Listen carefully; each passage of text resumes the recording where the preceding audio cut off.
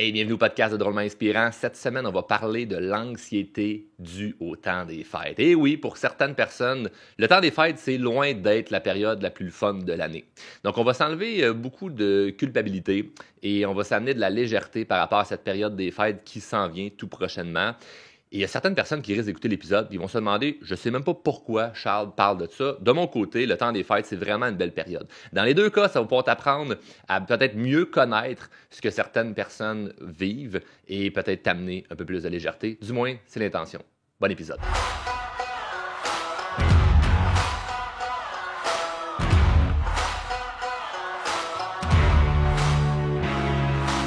Pourquoi est-ce que la période de l'année où ce que tout le monde se dit qu'on est censé s'aimer les uns les autres, la plus belle période de l'année, puis que c'est donc bien le fun, il y a des gens qui vivent énormément d'angoisse. Et j'ai décidé de faire un épisode, non pas parce que c'est un sujet super populaire, mais parce que je rencontre tellement de gens, autant en coaching que des gens que je croise au quotidien un peu partout, qui me partagent à quel point cette période de l'année peut être stressante, anxiogène et remplie d'angoisse. Donc, je me suis dit, ce serait intéressant de donner quelques outils. Et présentement, si tu vis un stress parce que tu anticipes la période des fêtes, l'épisode va vraiment pouvoir t'aider.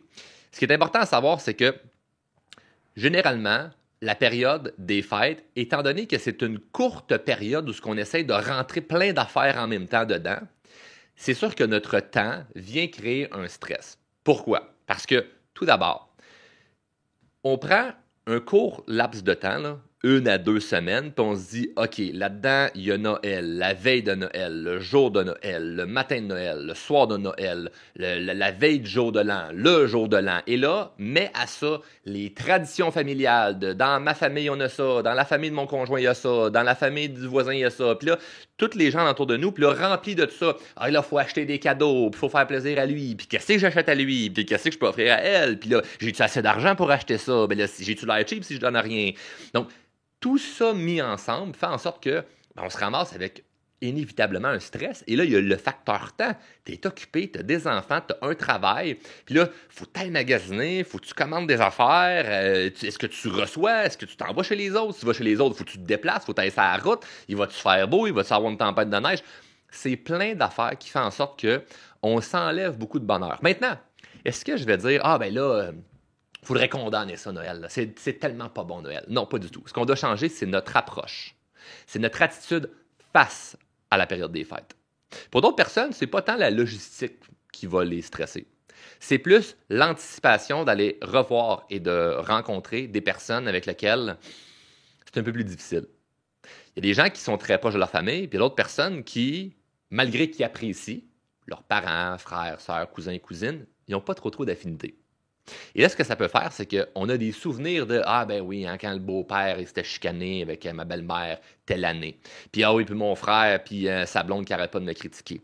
Ah oui, puis moi, cette année, ben je suis peut-être célibataire, puis ça fait 7 ans là, que je suis en couple, puis là, je viens tout juste de me séparer, puis ça va être mon premier Noël tout seul.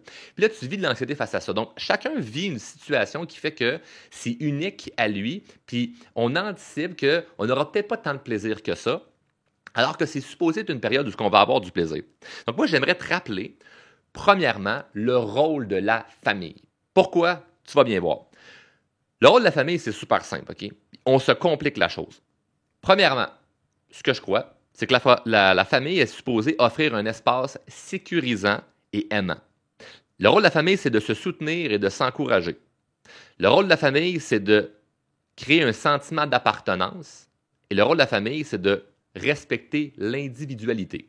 Ce que ça veut dire, offrir un espace sécurisant et aimant, c'est que tu n'es pas supposé rentrer chez quelqu'un et te sentir « Ah, si, je me sens pas bien ». Tu es supposé rentrer chez quelqu'un où les gens arrivent chez toi puis « Ah, enfin, on se retrouve ». Se soutenir et s'encourager, on n'est pas supposé se juger et se pointer du doigt. On est supposé se soutenir, s'encourager, peu importe nos différences. Sentiment d'appartenance. Hey, on a des choses qu'on peut se dire, qu'on peut se partager, ou des insides qui fait que personne en dehors de cette maison-là, de cette cuisine-là en ce moment, peut comprendre qu'est-ce que nous, on a vécu ou notre unicité, là, à nous, cette famille-là. Donc, il y a un sentiment d'appartenance, mais on respecte l'individualité de chacun. Donc, chaque personne est unique, est différente, et c'est ce qui crée cette magie-là. Si tout le monde était pareil, ça serait plate à maudire. Et là, si je t'énumère ça, puis tu fais « Ouais, mais moi, c'est pas vraiment ça que je vis. Pas de panique. Tu n'as peut-être pas choisi d'être dans une famille qui offre un espace sécurisant et aimant, qui se soutient, qui s'encourage, qui a un sentiment d'appartenance et qui respecte l'individualité de chacun, dont la tienne. Si tu ne vis pas ça présentement, tu as toujours l'opportunité de le créer. Cependant, en te détachant que les gens suivent ton mouvement. Si toi, tu es rendu avec ta propre famille, tu as un conjoint, une conjointe, des enfants, tu peux faire tes propres traditions. Tu peux faire ce modèle-là que tu aurais aimé avoir. Donc, on ne peut pas blâmer, ah ben là, mon frère, puis la belle-sœur, puis la belle-mère, puis mes parents, puis ça, puis mes grands-parents, puis là, à tous les années, c'était à la même date, on faisait telle affaire, puis là, c'est quelqu'un de ma famille qui veut tout le temps qu'on fasse la même affaire, à la même date, pas à la même heure, à chaque année, puis là, ça m'écoeure. Tout va changer, là. À un moment donné, il y a quelqu'un qui va décéder, quelqu'un qui pourra pas, puis il y a des choses qui vont bouger. Donc, tout ce stress-là qu'on se donne, en anticipant ce qui va se passer durant cette période-là, c'est un stress qui n'est pas nécessaire. Maintenant, ça se peut que tout le monde alentour de toi ait ce stress-là. Donc, si ton sentiment de bien-être est rattaché à « faut que tout le monde suive le même chemin que toi puis vous pensez tous de la même manière », tu vas échouer. Ta job, c'est la suivante. C'est de décider de ce que tu veux faire avec cette période-là. L'intention et la posture dans laquelle tu te déposes. Parce que si tu arrives avec l'idée de « faut que ça se passe bien, il faut pas que mon beau-père boit trop, faut pas que la belle-mère fasse ci, il faut pas que mon père dise ça, faut pas que ma mère agisse comme ça », si tu attends ça, tu es en mode victime, tu es dans une posture de victime parce que tu attends que les autres fassent ou ne fassent pas quelque chose pour te sentir bien. Alors, si tu sais que lui est comme ça, puis elle a telle personnalité, ta job, c'est de les aimer pour qui ils sont. Puis on va faire un exercice par rapport à ça qui risque probablement de t'aider. L'exercice, c'est le suivant. Les gens que tu t'apprêtes à rencontrer durant la période des fêtes, je veux que tu fasses le devoir avant d'aller les rencontrer, puis tu peux peut-être même le faire maintenant. C'est de faire la liste de pourquoi tu aimes cette personne-là. Pense à quelqu'un en ce moment là, qui te met en réaction. Là. Pense à quelqu'un en ce moment là, que tu le sais là, que souvent il peut y avoir des frictions, ou que c'est la personne qui va créer un froid, ou c'est la personne qui a un agissement, un comportement qui te déplaît. Puis tu fais, OK, parfait, sans faire abstraction de tout ce qui me dérange, pourquoi j'aime cette personne-là? Parce qu'il y a inévitablement des raisons pour lesquelles j'aime cette personne-là. Parce que si tu n'es pas capable de mentionner une chose pour laquelle tu apprécies cette personne-là, je ne sais pas qu'est-ce que tu fais encore à aller voir cette personne-là. Parce que là, c'est un autre genre de discussion. Mais là, on n'est pas là. Présentement, c'est j'apprécie quand même les gens autour de moi, mais ce schéma-là de on se stresse les cadeaux, le voyagement, le souper, lui, elle, puis les comportements de tous et de chacun, qui peut-être ont refoulé du stress, eux autres aussi, toute cette période-là, puis là, enfin rendu à la table au souper, là, il y a des malaises qui se créent. Peut-être que à ce moment-là, si tu as fait l'exercice suivant, tu vas te rendre compte que c'était vraiment une question de perception. Parce que si tu pars avec l'intention de OK, moi, là, on va dire, là, dans ta situation, tu dis c'est mon beau-frère qui me tombe sur les nerfs. Mais pour quelle raison tu l'aimes, ton beau-frère? Pour quelle raison tu l'aimes, ta belle-mère? Pour quelle raison tu l'aimes, ta mère? Ou tu l'aimes, ton frère? Ou tu l'aimes, ta soeur? Mentionne les raisons pour lesquelles tu aimes cette personne-là. Puis vas-y, une à la fois. Mélange pas tout ça en même temps, ça va faire beaucoup trop. Une personne à la fois. Cette personne-là, tu te concentres là-dessus, là.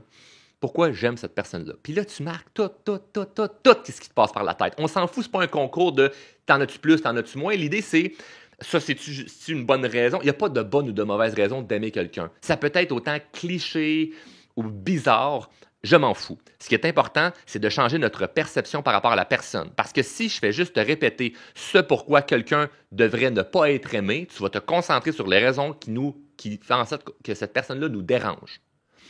Mais si on fait « Hey, cette personne-là, là, on va l'aimer pour qui elle est. » Ben oui, elle parle fort. Ben oui, elle aime ça donner son opinion. Ben oui, elle aime ça juger les autres. Ben oui, elle est meilleure que tout le monde.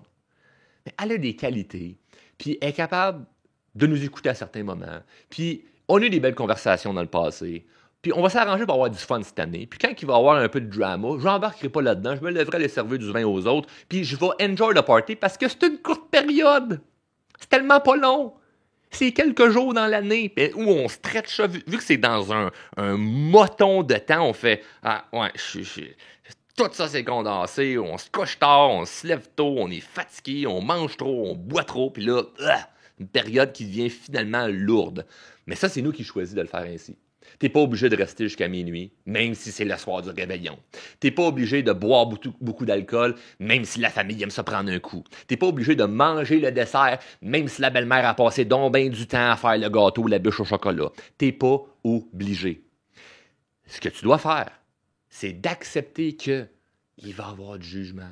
Ça se peut qu'il y ait de la chicane. Ça se peut que tu t'entendes pas bien avec tout le monde. Mais si tu es dans une intention d'amour, les autres ne peuvent pas t'attaquer. Ou du moins, tu deviens une cible beaucoup plus difficile à attaquer. Pourquoi? Parce que tu n'es pas en réaction. Tu n'es pas en train de réagir. Tu es en train d'aimer les autres. Ben oui, alors, pourquoi ça, tu feras pas un verre de plus avec nous autres? Ah, je sais que vous aimez ça, hein, me saouler. Je sais que vous aimez ça là, quand je suis un peu chaud, mais cette année, ça sera pas le cas parce que je fais vraiment attention à mon énergie, mais je sais que vous voulez que je prenne soin aussi de ma santé, fait que je vais continuer sur ce chemin-là, mais on va avoir du fun pareil, là. On va prendre une coupe de shooter d'eau, puis il n'y a pas de trouble avec ça. Ha ha ha ha ha, passe à nos affaires, puis ta job, toi, au garage, comment ça se passe? Hey, comment ça, tu manges pas la bûche de chocolat? T'es pas en train d'encore faire là, des affaires de prendre entraînement, toi, là, tu vas être rendu ben trop maigre, Nancy. Puis là, tu fais, ben non, c'est juste que j'ai plus faim. Si je suis plein, ta crise de tarte au sucre que j'ai mangé il y a 5 minutes, ça m'a déjà bourré. J'ai plus besoin d'aller manger plus de dessert que ça. T'es pas obligé d'embarquer. Mais si tu es dans la posture de ben je l'aime Nancy, puis je l'aime Sylvain pour qui il est, même si des fois il y a des comportements ou des choses qui viennent me déranger, je suis moins dérangé par les comportements parce que je le sais déjà. Fait que le problème, c'est qu'on anticipe que ça va mal aller, fait qu'on regarde ce qui pourrait mal aller. Puis on se concentre là-dessus, puis ils viennent de m'énerver avec ça. Mais si on arrive avec l'intention de je les aime, ces gens-là. Je les aime, ce monde-là. Ben oui, ils ont des défauts. Comme moi, asti, là. Ils ont des défauts, puis c'est pas grave. Même s'il y a quelque chose qui me dérange, ça fait que cette personne-là est unique, puis elle est comme ça. Puis là, tu fais le tour de tout le monde. Puis après ça, là, les petits points qui dérangent, là, avec le temps, peut-être pas cette année, là, mais avec le temps, ça va venir à moins te déranger parce que c'est comme si tu choisis, ça je le prends, ça je le laisse. Tu sais, là, quand on dit, là, prends-en, laisse-en, là, c'est comme, prends ce que t'aimes, laisse ce que t'aimes moins, là. C'est un peu ça, avec les gens qui t'entourent. Puis la famille. On n'est pas obligé de tout prendre. Les affaires qui me dérangent, bah, je mets ça de côté. Les affaires que j'aime, c'est beau, on prend ça. Surtout pour une période temporaire pour le temps des fêtes. Évidemment, ça peut être, pour ta situation, remplie de nuances et de stratégies. Puis évidemment, c'est ce que je vois avec mes clients en coaching ou en consultation quand ils ont vraiment des situations plus précises avec des points de « Ah, mais Charles, il est arrivé quelque chose. » Puis là, il faut préparer une discussion, préparer une conversation parce qu'il est arrivé quelque chose de plus précis. Fait que ça, c'est des choses que je fais puis que j'accompagne les gens avec ça. Mais de manière générale en ce moment, l'exercice que je te donne, là, c'est pas à banaliser. Là. Si tu prends le temps de te déposer sur pour quelle raison j'aime cette personne-là, puis tu arrives avec l'intention d'amour de j'aime cette personne-là pour telle raison, ça n'élimine pas le fait qu'elle a des défauts, mais ça fait en sorte que tu te concentres sur les qualités et sur les points qui sont positifs. Est-ce que ça peut t'avantager à passer une meilleure période des fêtes? Assurément. Est-ce que ça t'assure d'avoir le plus beau Noël de toute ta vie? Non. Mais est-ce que ça augmente tes chances de bien te sentir? Oui. Maintenant, faire attention. Si il y a des gens vraiment là, que c'est un environnement toxique, puis tu ressens que tu n'as pas ta place, puis qu'il n'y a rien que tu es capable vraiment de nommer, qui a du sens pour toi, qui est en lien avec tes valeurs, puis qui fait en sorte que tu as vraiment le goût de voir ces gens-là, je vais t'annoncer quelque chose. Tu n'es pas obligé de les côtoyer. Tu n'es pas obligé de côtoyer ta famille. Tu n'es pas obligé de côtoyer ta belle famille. Tu n'es pas obligé. Maintenant, il faut que tu apprennes à vivre avec les conséquences.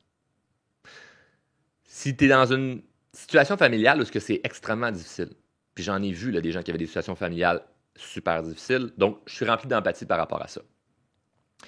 Mais il n'y a pas juste un bon côté, un mauvais côté ou une décision qui va faire en sorte que le reste va être facile. Le reste du chemin va être facile. C'est juste que tu veux prendre le chemin qui est le meilleur pour ta santé, pour ton bien-être, pour l'ensemble de ta vie.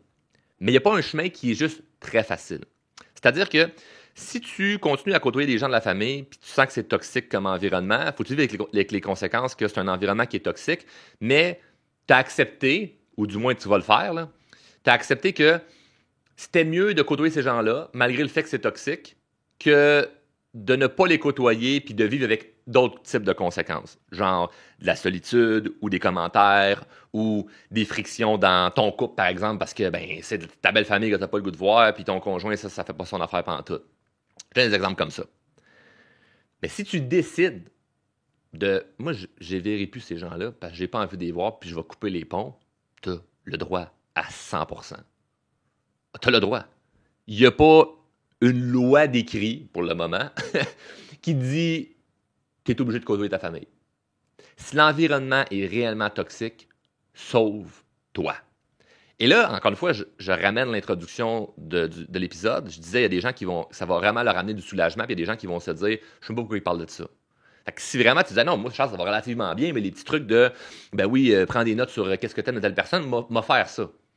Mais ça te parle pas du tout là, de quitter le nid familial, puis votre dynamique familiale. C'est comme, let's go, continue. Mais il y a des gens présentement qui écoutent, et je le sais, puis je te regarde droit dans les yeux, là.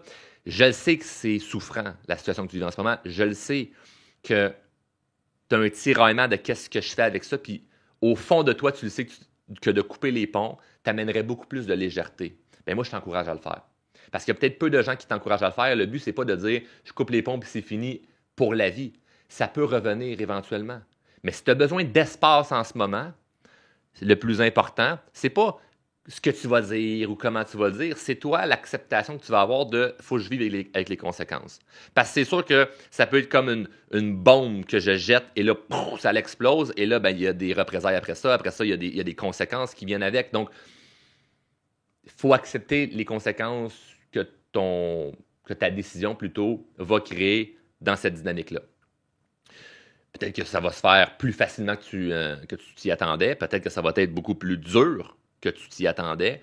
Chose certaine, c'est que si tu le ressens au fond de toi que c'est vraiment, vraiment, vraiment toxique pour toi, t'es mieux de le faire. Puis je t'encourage à le faire parce que ça peut être difficile. Et le but, c'est de s'enlever le plus de couches de culpabilité possible. Et quand je dis le plus de couches possible, c'est qu'il y a plusieurs couches à de la culpabilisation.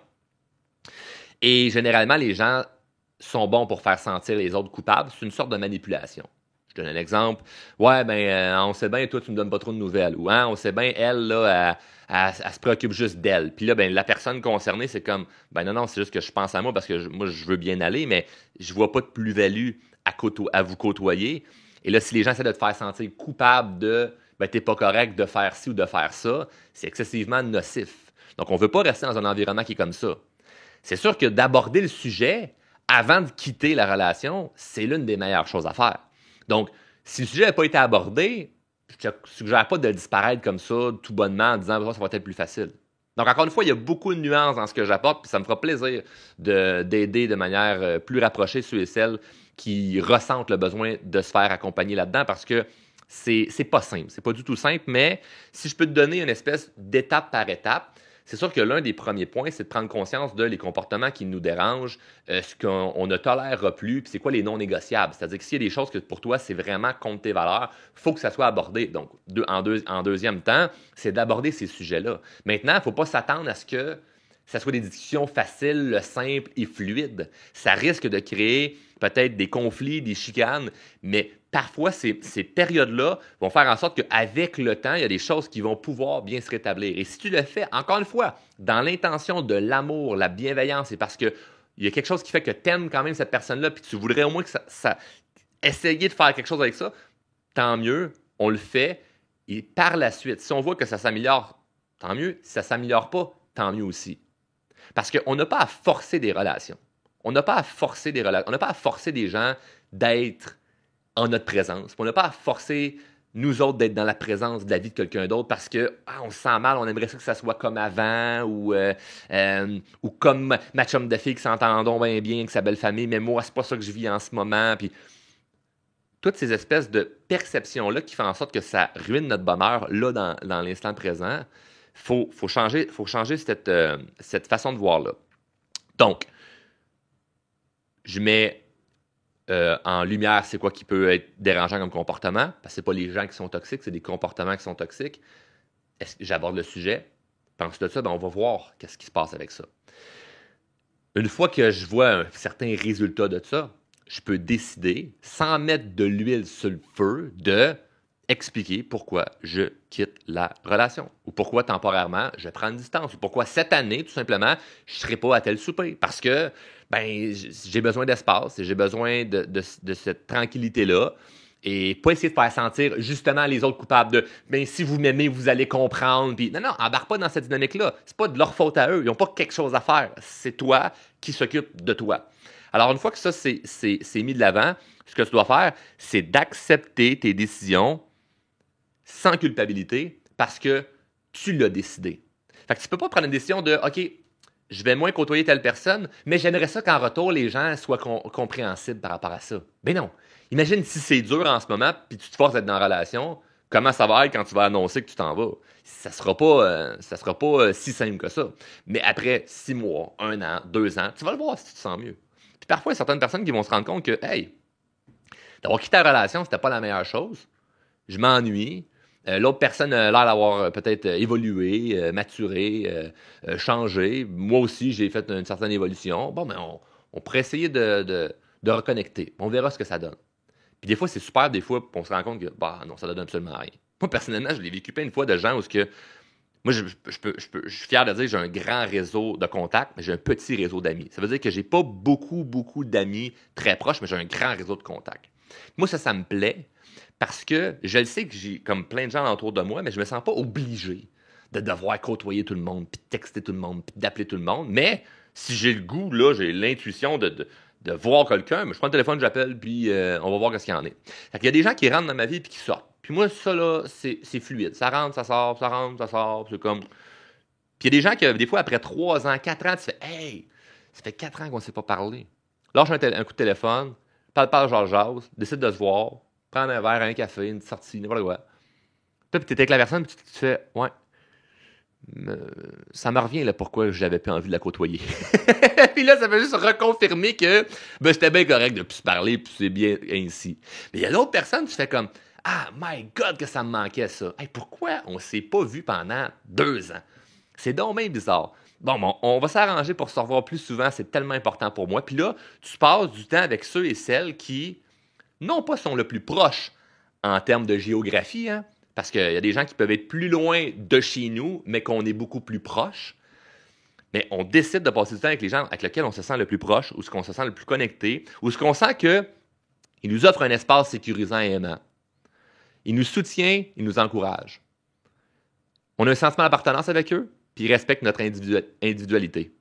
Fait que ça, c'est les points-là que je dis, ça, c'est un peu le rôle de la famille. Tu peux le retrouver avec plein d'autres personnes. Tu peux réussir à créer ça de plein de façons.